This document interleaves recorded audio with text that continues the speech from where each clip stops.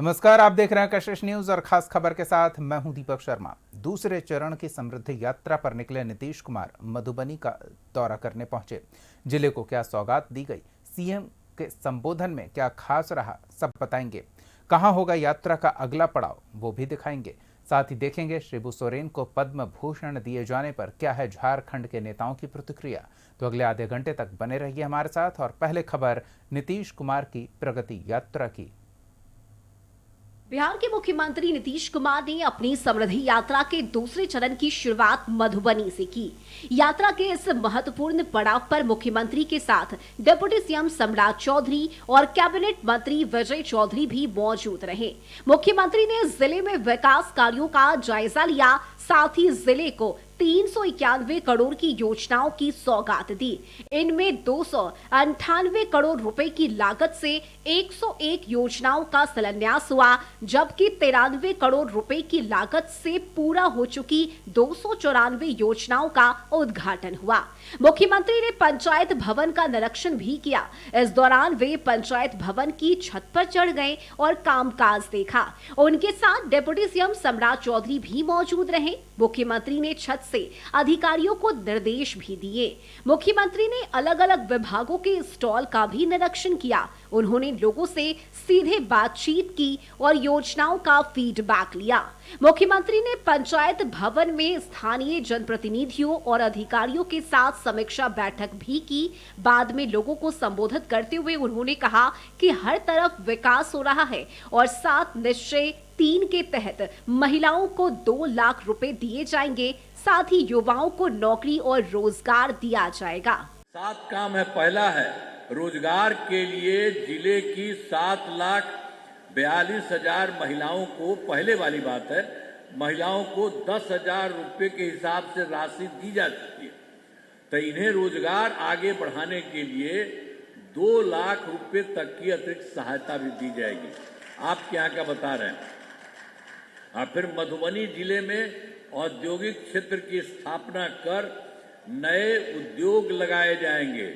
और तीसरा है डेयरी को बढ़ावा देने के लिए जिले के शेष 1,124 गांव में दूध उत्पादन समितियों का गठन तथा सभी 399 पंचायतों में सुधा दूध बिक्री केंद्र खोला जाएगा। और फिर चौथा है सभी 21 प्रखंडों में आदर्श विद्यालय तथा डिग्री कॉलेज की स्थापना की जाएगी।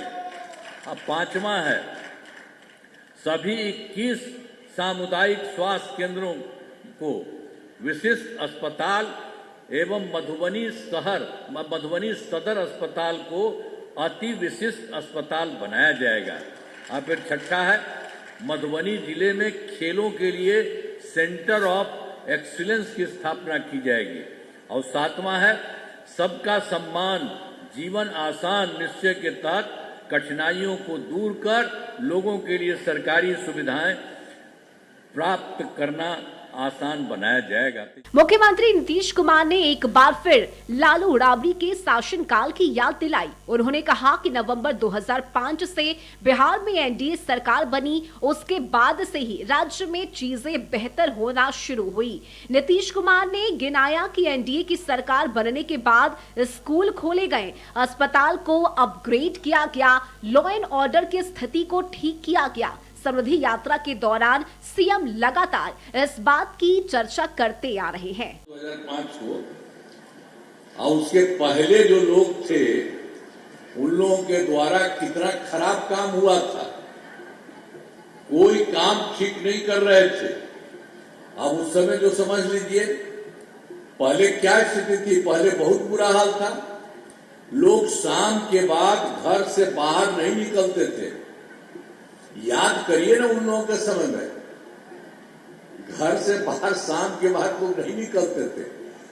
और हम लोग भी रहते थे केंद्र में, कहीं भी रहते थे तो हम लोग कभी चले जाते थे तो उन लोगों के घरवा के अंदर घुस जाते थे, कोई बाहर नहीं रहता था। ये हालत था उस समय। आप समझ लीजिए, पहले की बात आपको बता रहे हैं। और समाज में कितना विवाद होता था और कितना हिंदू मुस्लिम झगड़ा होता था। अब पढ़ाई का क्या हाल था, बहुत कम बच्चे पढ़ते थे, बहुत कम पढ़ाई होती थी और पहले इलाज का पूरा इंतजाम नहीं था, सड़कें बहुत कम थी, जो थी उनका बुरा हाल था और बिजली बहुत कम जगह थी।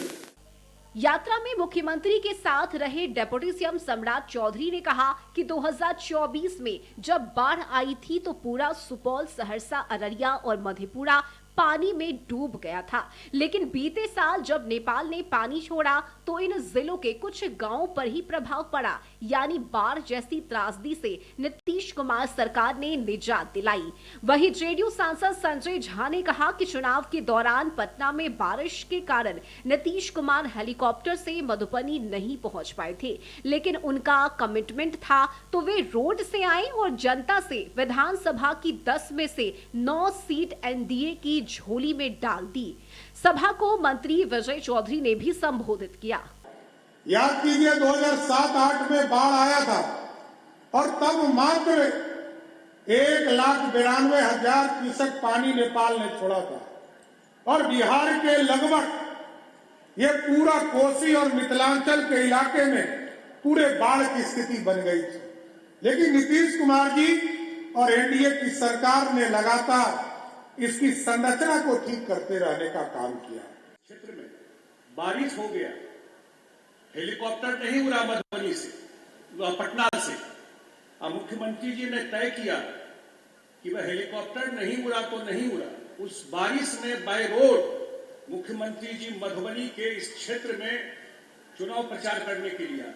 अब मधुबनी के लोगों ने 10 में से 9 सीट मुख्यमंत्री जी के झोला में डाली और हमेशा मुख्यमंत्री जी का विशेष कृपा रहा।